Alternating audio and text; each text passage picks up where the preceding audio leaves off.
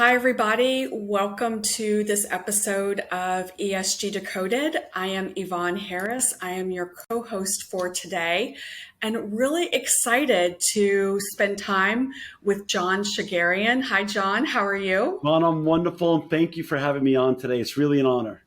Of course. Thank you so much for being here and spending time with ESG Decoded. John is the co-founder and chairman and CEO of ERI, which is the largest recycler of electronic waste in our country. John, I'll also share that you are a self-proclaimed serial social entrepreneur, and you're responsible for co-founding Homeboy Industries, financialaid.com, Engage, and other impactful organizations. So, John, it sounds like you are super busy. You've had a very successful career. So I know finding time with you is very, very hard to do, but we appreciate you creating time in your space. Thank you very much. Again, it's just an honor to be here and share some of the journey with you. So before we jump into ERI, I have to say I am really intrigued by your previous businesses and that you started. Tell me about Homeboys. Homeboys was just really a fascinating time in my life. I was very young. My wife and I and young children were living in Los Angeles, and we had to live through one of the most, I believe, horrific events ever to happen in U.S. history. It was then called the Rodney King riots. Unfortunately, it's now even been a little bit, how do I say this the right way? It's been retermed the L.A. riots. The bottom line is it was a bad time in American history for us to see everybody turning on each other, ethnicities, different races, and it just was it was extraordinarily sad, besides scary time. And after the riots, the days after, we had real estate in downtown Los Angeles that I was a part of. I worked for a company called the Yelling Company, a gentleman who's now been since deceased, a wonderful leader and visionary named Ira Yellen, and I was his number two person down there. And we had all this historic property, and what we found, Yvonne, is a lot of people vacated the downtown area. They didn't really want to be there because that's really ground zero of where the riots started, down by City Hall and by police headquarters and by the courthouse. And that's where our property was. And so one of the, we had the Grand Central Market in downtown Los Angeles, and there was a wonderful tortilleria. And the owners, a couple of days after the riots, gave me the keys and said, "We don't want to live in LA. My wife and I are moving out of LA. Here's the keys." I said, "But it's all brand new equipment and you have a lease." And he goes, "We're leaving. Good luck. We're going to be living in another country." And so I called up this guy named Father Greg Boyle, who I'd seen on 60 Minutes. There was no internet. So I had seen him on 60 Minutes. But back then is how we got our news. And 60 Minutes was one of the great platforms of those days. And I'd seen he was doing some wonderful stuff with these gang members or potential gang members or ex-gang members in East LA. Out of the Dolores Mission, which was the poorest parish in East LA. And Father Greg Boyle started something called Proyecto Pastoral, which meant he wanted to basically, instead of letting these kids become involved with gangs, which was basically, he felt, and I believe he was absolutely right and still is right, basically a substitute for the breakdown of the American family, giving them a structure to be at every day. He said, if I give him a job, nothing stops a bullet faster than a job. And he was right then, and he's right today, by the way. And I called him up. I said, "Come on over to the market." He says, "Why?" I said, "Just please come." We had a cup of coffee. I showed him the tortilleria.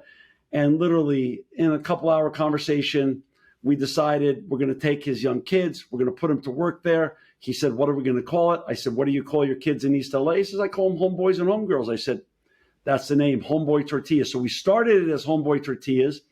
And Father Greg Boyle assigned a couple of his pastors from his parish to work with us. And I was working with them, with some of the board members from the parish that he had put together. And he then went on a mission, a Jesuit mission. And so I was running sort of point with these other pastors and with these young, great people. And it changed our life. Basically, these young people proved to us how much they really wanted this opportunity to work.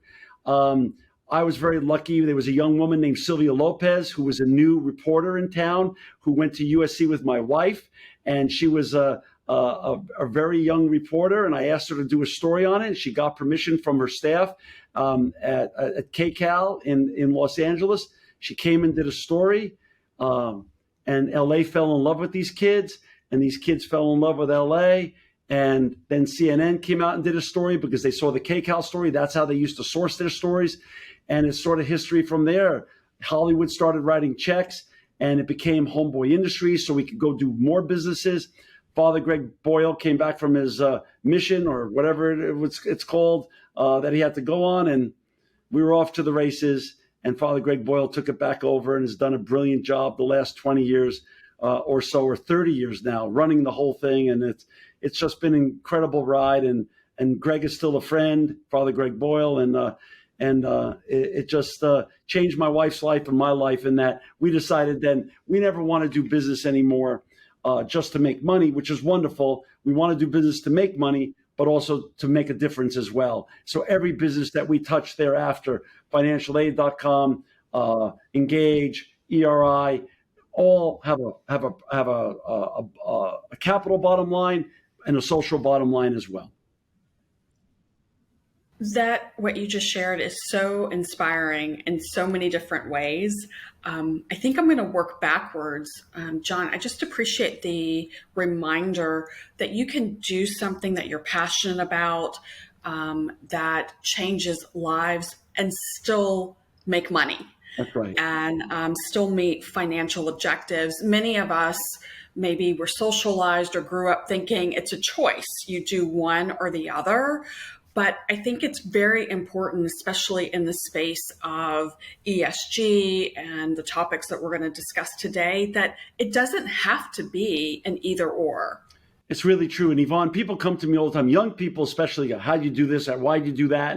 And they really have great intentions. They want to do something to make an impact more than ever before. It's not all about, remember, I'm a child of the greed is good era. Gordon Gekko, greed is good.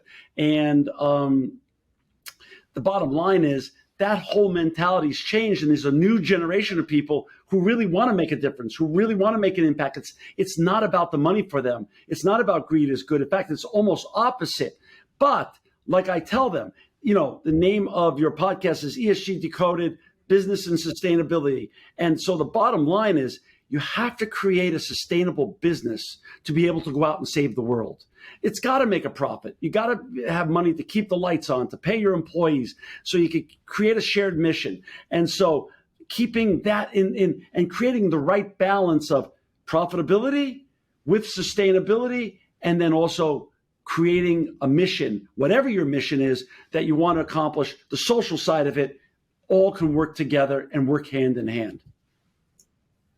I know we're here to talk primarily about ERI, but John, I want to spend just a few more moments on the topic of Homeboy Industries. Yeah.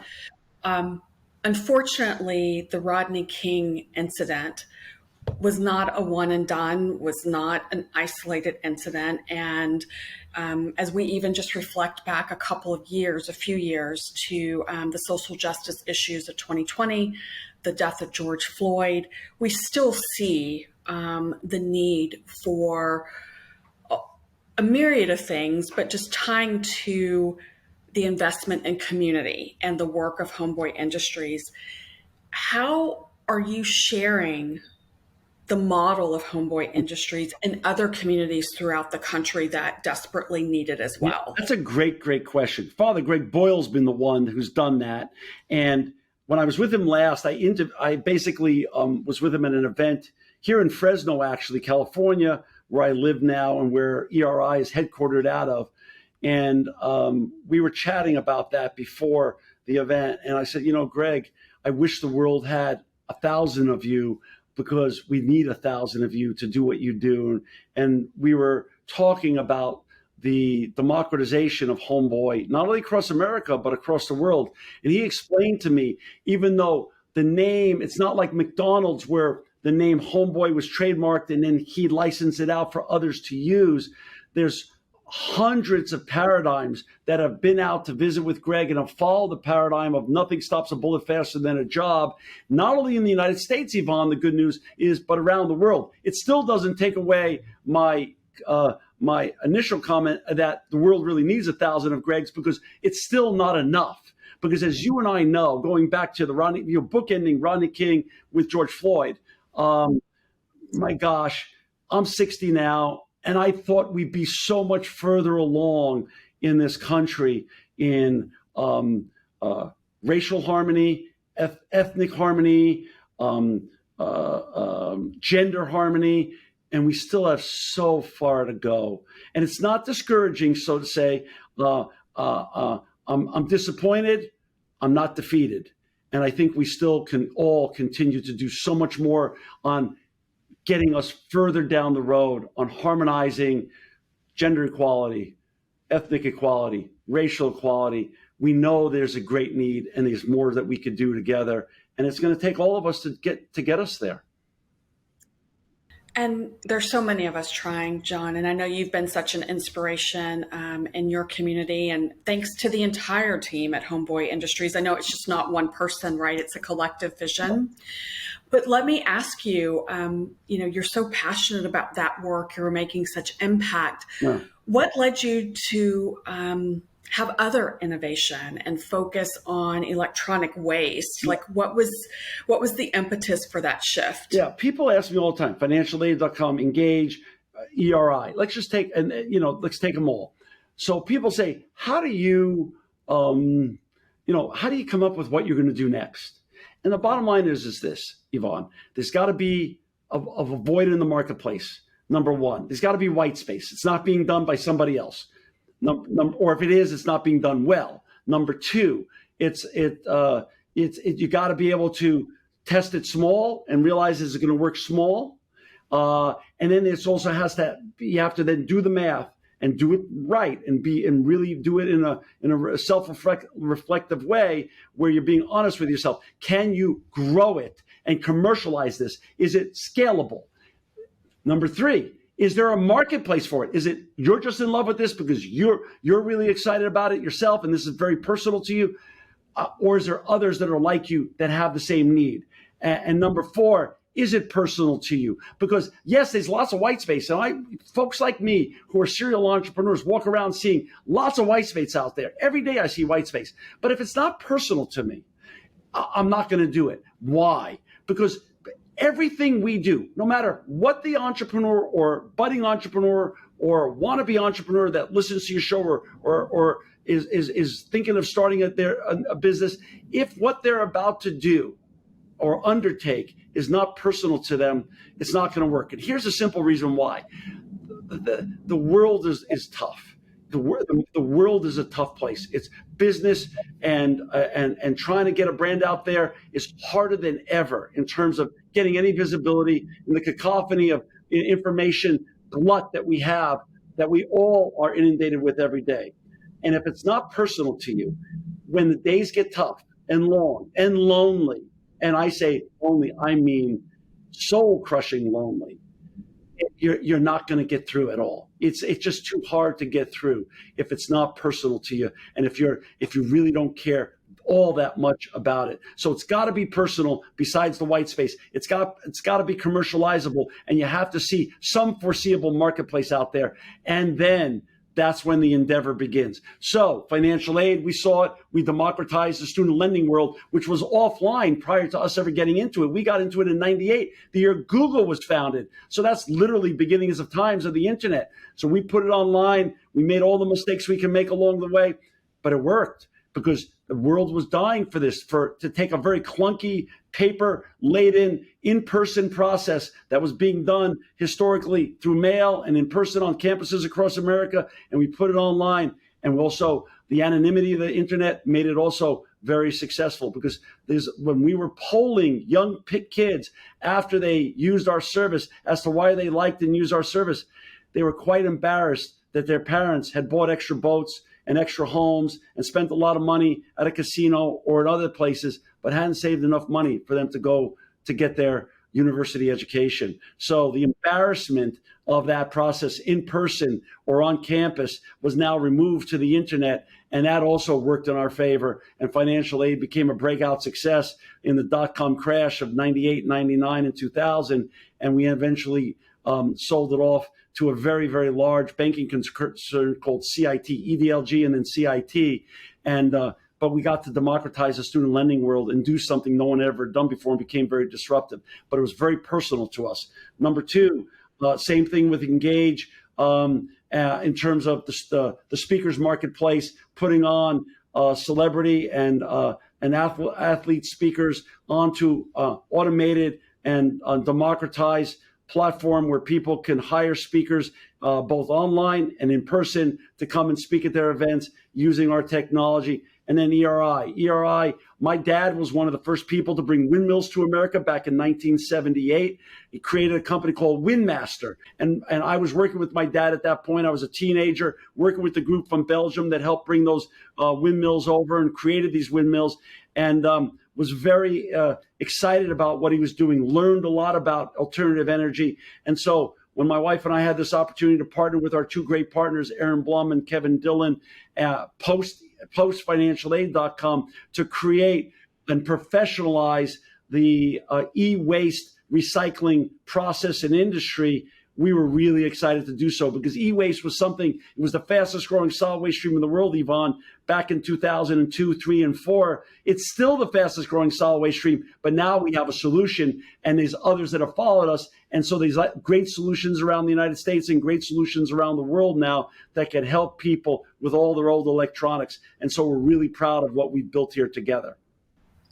Tell us more about the solutions, because I imagine when you got into the industry, it's very different than it is today. So kind of just take us through the evolutionary journey of e-waste. Thank you. First, it was, before we got into it, it was the dark side of the technological revolution. So it was stuff that no one had planned for. Steve Jobs, Bill Gates, and all those other great folks, those other visionaries and mavericks and entrepreneurs, they created products and they created services that, that made the world a better, more connected place. And that was their vision, and a cooler place, both in our personal and our business lives. But they never dreamed that their electronics, when they came to an end of life, were going to then become big pollutants.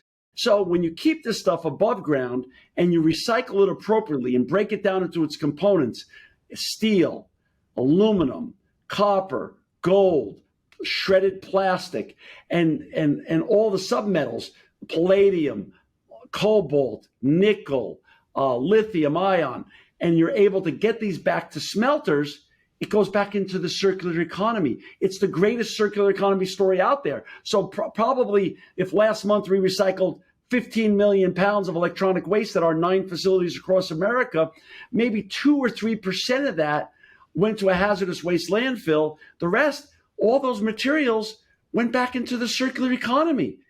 And if we're now all believe that this unstoppable and undeniable trend of moving from a linear to circular economy is afoot and is not going to go away, it's only going to continue to grow. Electronic waste is leading the charge on that when done correctly, when done responsibly. And that's the great story that we've got now. We started doing this all manually, Yvonne. When we started this, it looked sort of like the Flintstones, frankly speaking. We then developed the world's largest e-waste shredder in 2008 and 2009. And then we added on robotics and AI, and we continue to add on robotics and AI in 2023. And we're the most sophisticated when it comes to robotics, AI, and automation in the United States and around the world. So that's what we pride ourselves on: continuous improvement, continuous innovation, and that's how we've grown this company successfully.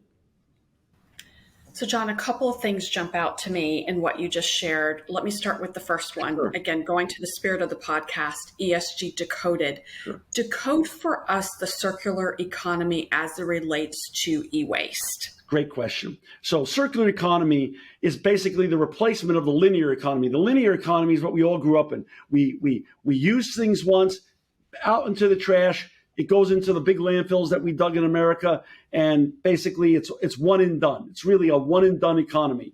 The circular economy means that there's massive reuse. You put things back into the economy. So for instance, if we have an old cell phone that if people want to buy a new one, but their old one is still very usable. So it comes back to a company like ours. We fix it up. We wipe all the data, we retest it, we rebox it, we resell it. There's a wonderful secondary and tertiary market for reselling old electronics, and that's a huge part of our business as well. So circular economy when it comes to electronics means reuse is number one.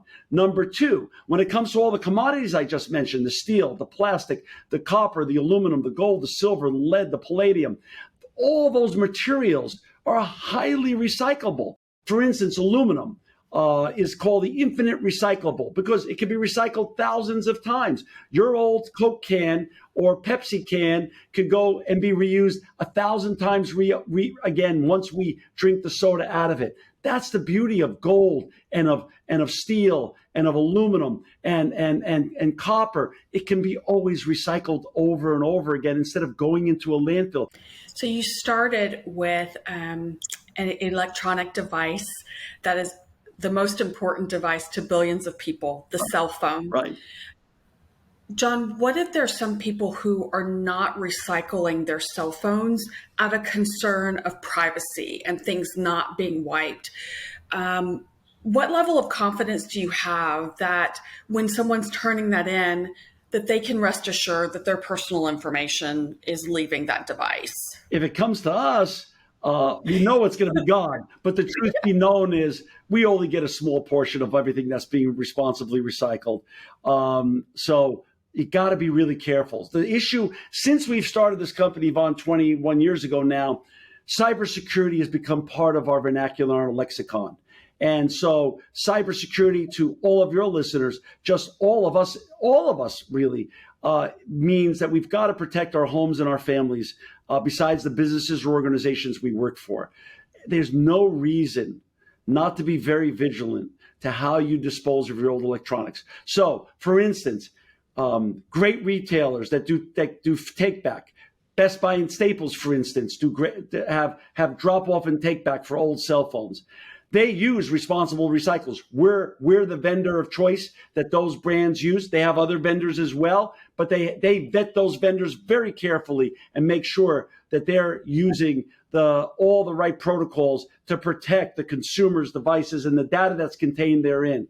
So protecting your home, protecting your assets, protecting your family, protecting the organization that you work for or with is very important to think about the data that's contained in your old electronics and making sure it's going to a responsible recycler, whether you're sitting in Mumbai, Shanghai, Dubai, New York, LA, or every city in between around the world. There's responsible recyclers within a 300 to 500 mile radius of you that you could get your old electronics to, or will be happy to pick them up.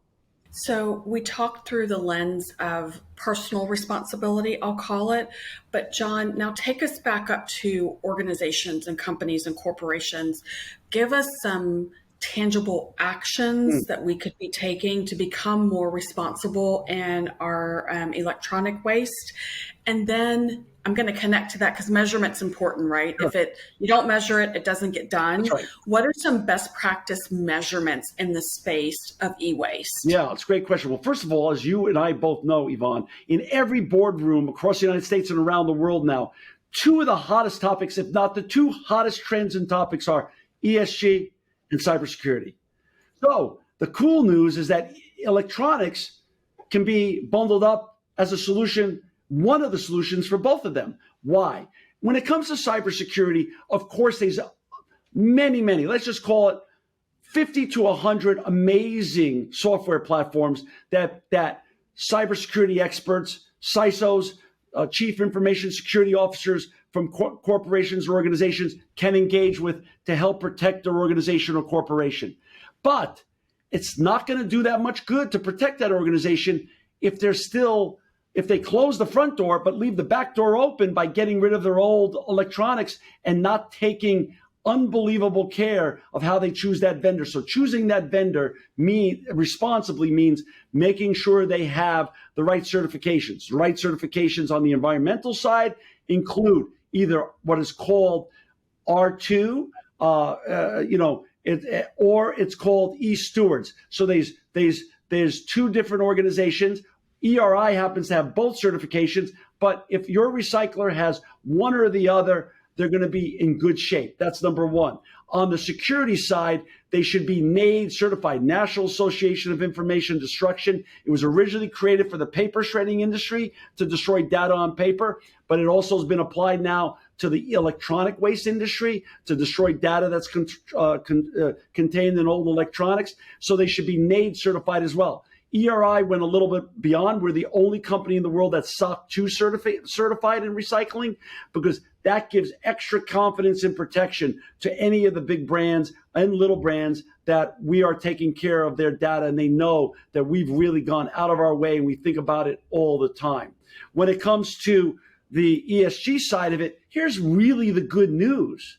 When you're taking care of your cyber side of your business and making sure you responsibly destroy all the old electronics when they come to their end of life, and also destroying the data that's contained therein, if you're using a responsible recycler on the ESG side, you will not only get a certificate of destruction, but one of the things that ERI creates for all of our clients, whether it's on a per job basis, on a quarterly basis, on an annual basis, is an impact report. So we can actually create an impact report and show the carbon emissions or water savings or whatever algorithm that company or organization needs to show their C-suite, their board of directors, their analysts, their constituents that use their services.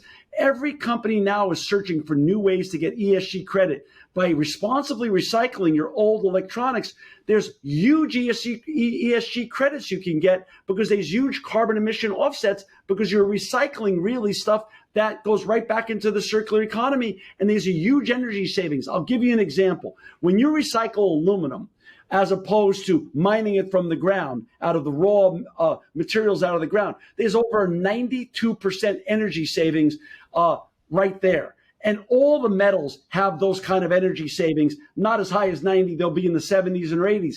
Those are little things that most people don't understand. There's huge energy savings when you responsibly recycle old material. We're talking about electronics today, but even other things as well. When it comes to electronics, the energy savings is off the chart. And you're going to get an impact report from a responsible recycler and be able to take credit for that, put it in your impact report, your annual report, and ESG report. And all the corporations we're working with love it, and they're really using it to their advantage now. Well, and a lot of what you just described will be aha moments for many of our listeners. And there are things that are currently happening, but we just may not be as attuned to or as connected to. But John, even take us a little bit in the future. What's on the horizon? What do you see coming in the space of e-waste that we can start preparing for? Yeah, it's a great question. I believe we need more. So here's the deal, Yvonne. We've come far, but not far enough. According to the United Nations, only 17% of all electronics being used on this planet are being responsibly recycled when they come to their end of life. So I believe with great people like you that are spreading the word about how responsible recycling should and could be done, we're going to get more people on board responsibly recycling electronics. Number two, in America, in the United States, according to the EPA, the number is closer to 12%. So the delta of opportunity in the United States is 88, around the world is 83. So we're going to get more people involved. Plus, more people who are responsible recyclers in all industries realize now that one of the trademarks or pillars of good and successful recycling programs is this: making it convenient for the consumer, making it convenient. So now, over the last 10 years, we've created a box program so we can ship people boxes. They can fill them up at their own convenience. There are 20 different sizes that we have of boxes, and they can return them, print the label that we provide for them, either through UPS or FedEx, and then they can ship it back to one of our 9 facilities. And other recyclers are following that paradigm as well, not only in the United States, but around the world. So making responsible recycling of old electronics more convenient vis-a-vis the box method, which we're all now accustomed to getting Amazon and other great brand boxes at home. We could do the same with recycling. Ship the box to your home or small business or a large business. You could fill it up your own convenience on your own timeline and then ship it back to one of our facilities, and it can all be responsibly handled. You don't have to get in the car. You don't have to increase the carbon footprint in any way, shape, or form, nor do you have to even drive it to a store. So there's all sorts of new technologies that are empowering and growing the footprint for responsible electronic waste recycling, not only in the United States, but around the world. I may go a little bit off the beaten path with this one, John, but would love to hear your opinion. I know that you're here telling us how to recycle responsibly, Yeah.